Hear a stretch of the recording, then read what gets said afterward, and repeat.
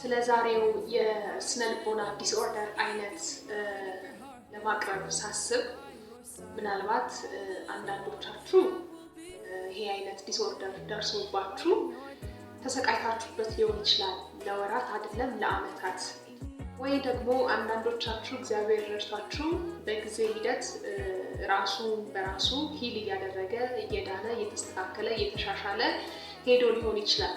ለማንኛውም ቪዲዮን ጨርሱትና እስኪ አጋጥሟችሁ ያውቅ እንደሆነ ራሳችሁን መርምሩ። ሁላችንም ራሳችንን እንመርምር፣ እንመልከት። ስለ ሴፓሬሽን አንዛይቲ ዲስኦርደር ነው ዛሬ የማቀርብላችሁ። እስከ መጨረሻው ይህንን ቪዲዮ ተመልከቱት።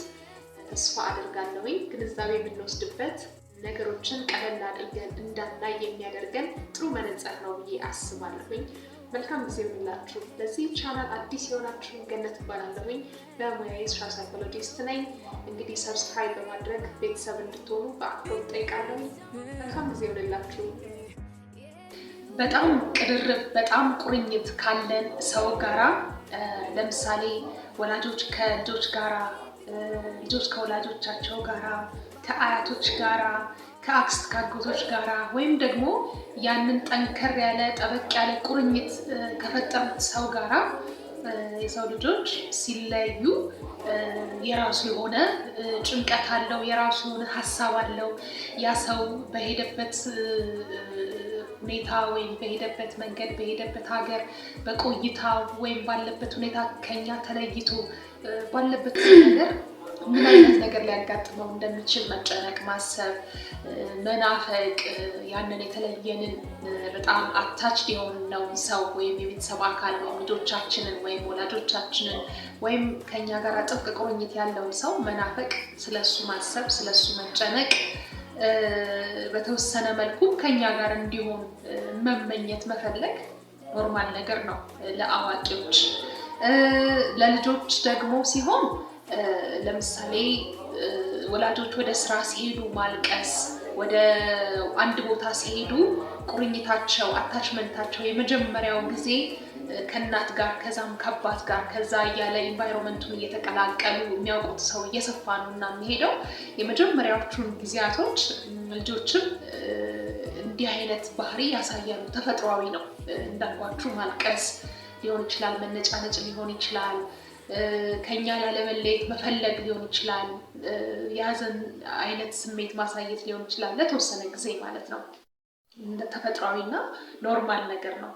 ነገር ግን ይሄ የመለየቱ ነገር ሁል ጊዜ አዲስ የሚሆንብን ከሆነ፣ ሁል ጊዜ የሚያሳስበን ከሆነ፣ ሁል ጊዜ የሚያስጨንቀን ከሆነ፣ የጭንቀት ጊዜው የማሰብ ጊዜው በጣም የተራዘመና ዕለት ተዕለት የሚኖረንን ስራ፣ ትምህርት፣ ሁኔታ፣ አኗኗር፣ ማህበራዊ ኑሮ፣ ስነልቦና የሚያስጨንቅና ጠቅላላ ሁኔታችንን ችግር ውስጥ የሚከት ጠቅላላ ነገራችንን እንዴት ነው አፌክት የሚያደርግ ውጤት የሚያመጣ እኛ ላይ በመጥፎ መልኩ ማለት ነው እኛን የሚጎዳ በከፍተኛ ሁኔታ አፌክት የሚያደርገን ውጤቱ እኛ ላይ እስኪታወቅ ድረስ የሚታይ አበላላችን ላይ ሊሆን ይችላል፣ ውሏችን ላይ ሊሆን ይችላል፣ ስራችን ላይ ሊሆን ይችላል። ቅድም እንዳልኩት ብዙ ነገሮቻችን የእንቅልፍ ፓተርናችንን ጭምር አፌክት የሚያደርግ ከሆነ ጠቅላላ ህይወታችንን እዛ ላይ ውጤት የሚያመጣ አይነት ከሆነ የሚቆይ ከሆነ በተለይ ለልጆች እስከ 1 ወር ድረስ ለአዋቂዎች ደግሞ እስከ 6 ወር ድረስ የሚቆይ ሁኔታ እንዲህ አይነት የሀዘን ስሜት የሚታይብን ከሆነ ጠቅላላ ኑሯችንን ህይወታችንን አፌክት በሚያደርግ መልኩ የሚቆይ ከሆነ ያኔ ቆም ብለን ራሳችን ላይ ከሆነ የሚታየው ማሰብ ይኖርብናል። ምን ማድረግ እንዳለብን፣ እርዳታ መጠየቅ ካለብን። ልጆች ላይ ከሆነ ደግሞ የሚታየው ለነሱም በምን አይነት መልኩ እነሱን መርዳት ማገዝ እንዳለብን ባለሙያ ማማከር ይኖርብናል ማለት ነው። ስለዚህ ይህንን ጉዳይ ዛሬ በተወሰነ መልኩ ለማየት እወዳለሁኝ ማለት ነው። እንግዲህ ዛሬ የምንመለከተው ርዕሰ ጉዳይ ሴፓሬሽን አንዛይቲ ዲስኦርደር ይባላል። በደንብ በአማርኛ በግርድፉ ለመተርጎም እሞክራለሁኝ። ገነት እባላለሁ። በሙያዬ ሶሻል ሳይኮሎጂስት ነኝ። ለዚህ ሚዲያ አዲስ የሆናችሁ የግምጅ ሚዲያ ይባላል። ጆይን አድርጉ፣ ቤተሰብ ሁኑ። ብዙ አይነት የስነ ልቦናዊ ማህበራዊ እና አጠቃላይ ህይወትን የሚመለከቱ ርዕሰ ጉዳዮችን እያነሳን የምንነጋገርበት መፍትሄ የምናፈላልግበት ሚዲያ ነው። መልካም ጊዜ ይሁንላችሁ።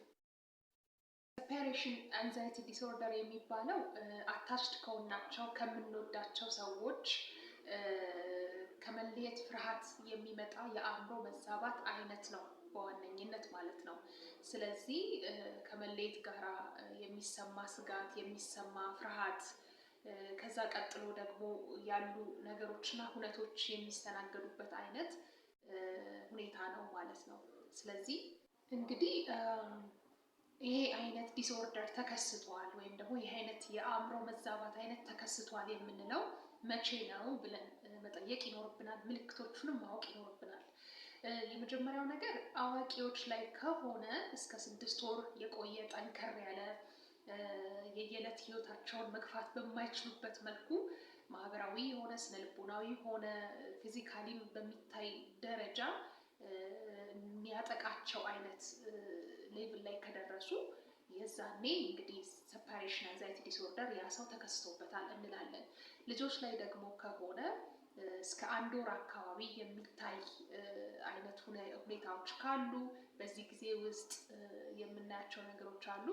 ስለዚህ እነዛ ሁኔታዎች ለምሳሌ ትምህርት ቤትም ቤትም እንዳልኩት በጓደኞቻቸውም በትምህርት ቤትም በቤትም ህይወታቸው ጠቅላላ ስናያቸው ጥሩ ያልሆነ ስሜት ውስጥ ካሉ እንደገና ይሄ ስሜት ለ1 ወር አካባቢ የሚቆይ አይነት ከሆነ አሁንም ሴፓሬሽን አንዛይቲ ዲስኦርደር አጋጥሞታል ያ ልጅ ብለን እንላለን ማለት ነው።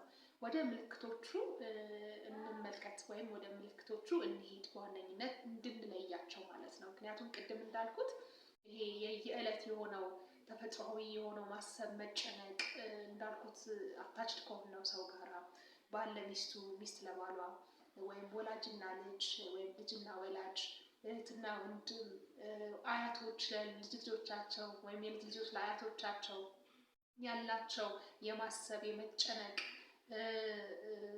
ሁኔታ ወይም ደግሞ የመናፈቅ ወይም መለየት አለመፈለግ ስሜት እሱ ተፈጥሯዊ ነው። የመለየት ነገር ሲመጣ የሚከሰተው ነገር ይሄ ተፈጥሯዊ ነው። ሪአክት የምናደርግበት መንገድ አለ። ምክንያቱም አታችድ ከሆነው ሰው ጋራ መቼም ቢሆን መለየት ስለማንፈልግ ሩቅ ቦታም ቢሄዱ ቅርብም ቦታም ቢሄዱ አንፈልገውም ያንን የመለየት ስሜት። ምክንያቱም አታችድ ነን፣ በጣም ተቆራኝተናል፣ ፍቅር አለ በመሀላችን። ስለዚህ ይሄ ስሜት ተፈጥሯዊ ነው። ነገር ግን ይሄ ስሜት ከዚህ ሌቭል አልፎ ቅድም እንዳልኩት ጫፍ የወጣ እና ማኔጅ ማድረግ ያልቻልነው ሌቭል ላይ ከደረሰ እኛን በጣም አፌክት ከማድረጉ የተነሳ ቀን ተቀን ያለውን ህይወታችንን ጭምር የሚነካ አይነት ሌቭል ላይ ከደረሰ ስለነዛ ሰዎች ማሰብ፣ ስለነዛ ሰዎች መጨነቅ በጣም አልፎ ተርፎ ሲሆን ሌላ ነገር መስራት፣ ሌላ ነገር ላይ ማተኮር፣ ሌሎች የህይወት አክቲቪቲዎች ላይ እንዴት ነው ሀሳባችንን ማድረግ ሳንችል ስንቀር የዛኔ እንዳልኳችሁ ሴፓሬሽን አንዛይቲ ዲስኦርደር ተከስቶብናል ማለት ነው። ጥሩ ዜናው ግን ምንድነው? ይሄ ዲስኦርደር አይነት መፍትሄ አለው፣ ሊሻሻል ሊስተካከል ይችላል ማለት ነው በባለሙያ እርዳታ። ምልክቶቹን እስኪ በዝርዝር እንመልከት። ለምሳሌ በጣም ያ ቅርብ የሆነው ሰዋችን ከኛ ሲለይ ለምሳሌ ችግር ገጥሟል ብሎ ማሰብ፣ አደጋ ሊደርስበት ይችላል ብሎ ማሰብ፣ ያልሆነ መጥፎ ነገር ሊያጋጥመው ይችላል ብሎ ማሰብ፣ እጅግ በጣም መጨነቅ፣ ኢቭን ደህና እንደሆነ እንኳን እያወቅን ገና ሊመጣ ይችላል፣ እንደዚህ አይነት ነገር ሊያጋጥመው ይችላል፣ እንዲህ አይነት ነገር ሊደርስበት ይችላል፣ ይሄ ነገር ቢሆንበትስ እንዴት ሊሆን ይችላል፣ ያ ነገር ከገጠሙ በኋላ እንዴት ነው ነገሮች ማኔጅ ማድረግ የሚችለው? በጣም ብዙ ሴናሪዎችን እያስቀመጥን ገና ባልተፈጠረ ነገር ሰውየው ባልገጠመው ወይም ሴትዮዋ ባልገጠማት ነገር በጣም በጣም በጣም ያ ሰው ከፍተኛ የሆነ ችግር ውስጥ ይገባል ብለን ገና ለገና በጣም በከፍተኛ ሁኔታ ልንጨነቅ እንችላለን ማለት ነው። ሌላ እንደገና የኛንም ብቻ መሆን መፍራት፣ ከዛ ሰው ተለይቶ ያ ሰው ሲኖር ያ በጣም አታችድ የሆነ ነው የተቆራኘ ነው ሰው ከኛ ሲለይ እኛ ለራሳችን ብቻ መሆንን እንፈራለን፣ እንሰጋለን። ኢቭን ለብቻችን ያ ሰው ከሌለ በቤት ውስጥ ወደ እንቅልፋችን መሄድ እስከሚያቅተን ድረስ ለብቻችን ስጋት እስከሚያድርብን ድረስ ለብቻችን መቆየት ከሄደበት ቦታ እስከሚመለስ ከሄደበት ቦታ እስከሚመጣ ወይም ረዘም ላለ ጊዜም ከሆነ የሚሄደው በጣም ከፍተኛ የሆነ የመረበሽ ስሜት፣ ብቻችንን እንደቀረን ማሰብ፣ ለራሳችን በጣም ከፍተኛ በሆነ የብቸኝነት ስሜት ውስጥ መግባት፣ ይሄም ሌላኛው ምልክት ነው። ሌላኛው ደግሞ በጣም የተረባበሸ አይነት የእንቅልፍ ፓተርን ነው።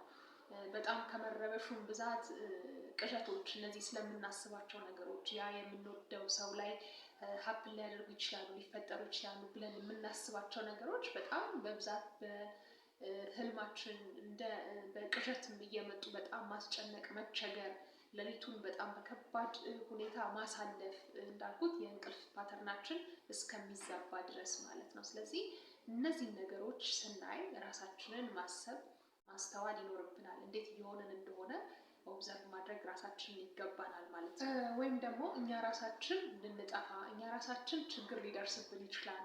ከዛ ሰው ስንለይ የሆነ ሴፍ ያለመሆን ስሜት መሰማት ለራሳችን፣ በዙሪያችን ያሉትን ሰዎች ሳይሆን በዋነኝነት የዛ ሰው አብሮን መኖር ከፍተኛ የሆነ የሴፍቲ ስሜት ኦፍኮርስ እንዲሰማን ያደርጋል። ነገር ግን በጣም በተጋነነ መልኩ ራሳችን ላይ ችግር ሊፈጠር እንደሚችል፣ የሆነ ነገር ሀፕን ሊያደርግብን እንደሚችል በማሰብ ከዛ ሰው መለየታችን ከፍተኛ የሆነ ጫና፣ ከፍተኛ የሆነ የጭንቀት ስሜት እንዲፈጠርብን ይሆናል ማለት ነው። ስለዚህ ይሄ ነገር እንዳልኳችሁ አዋቂዎች ላይ ከሆነ እስከ 6 ወር ባለ ጊዜ እና እለት ተዕለት የምንሰራውን ስራ ማከናወን እስከሚያቅተን ድረስ የእንቅልፍ ሁኔታችንን፣ የአመጋገብ ሁኔታችንን፣ ማህበራዊ ህይወታችንን፣ ስነልቦናዊ ደህንነታችንን፣ ፊዚካሊ ራሳችንን የመጠበቅ ሁኔታን ማኔጅ ማድረግ እስከሚያቅተን ድረስ የሚሆን ከሆነ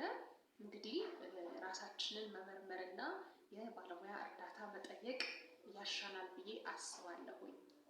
በልጆች ላይ ደግሞ ከሚታዩ ምልክቶች ውስጥ የተወሰኑትን ብዘረዝር ደስ ይለኛል።